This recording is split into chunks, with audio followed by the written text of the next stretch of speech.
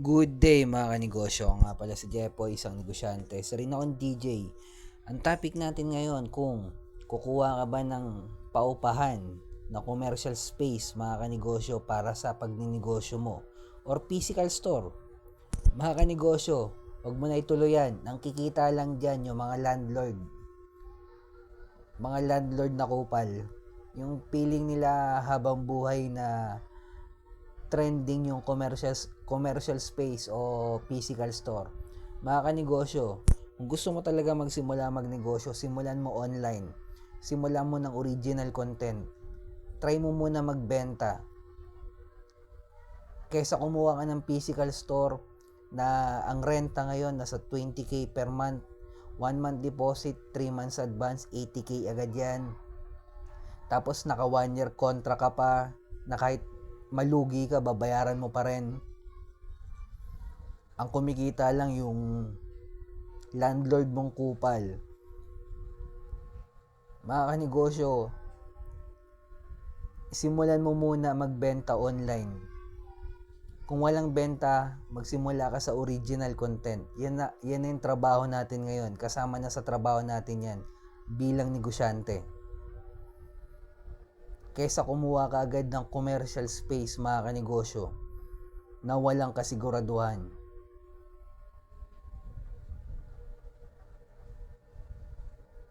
Tapos ipapagawa mo pa yan, kukuha ka pa ng trabahante, so lagpas na 100k agad yung gastos mo, kukuha ka pa ng empleyado na sumasahod ng sabihin natin minimum a month o below minimum per month. Tapos ilang empleyado kukunin mo. Tapos pagbukas mo ng negosyo, boom, walang benta, walang sales. Hindi pala gusto ng tao yung na-idea mong negosyo. Sayang yung pera, ang kumita lang yung landlord. Lalo na kapag sa mall ka magninegosyo, yung mga SM na yan, 12 months, bayad down agad.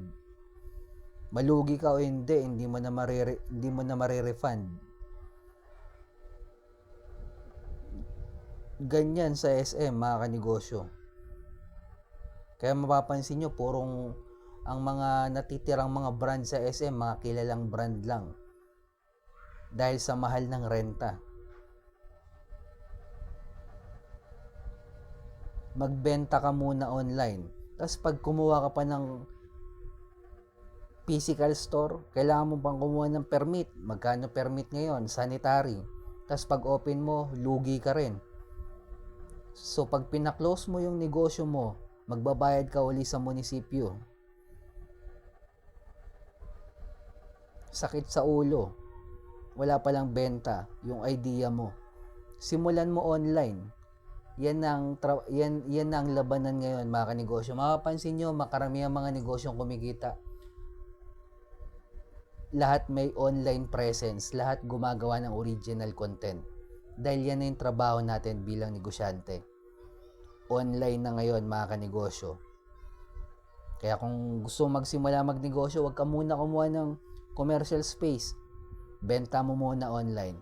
Malalaman mo kung pop or flop yung naisip mong idea. Ingat tayo mga kanegosyo. Peace.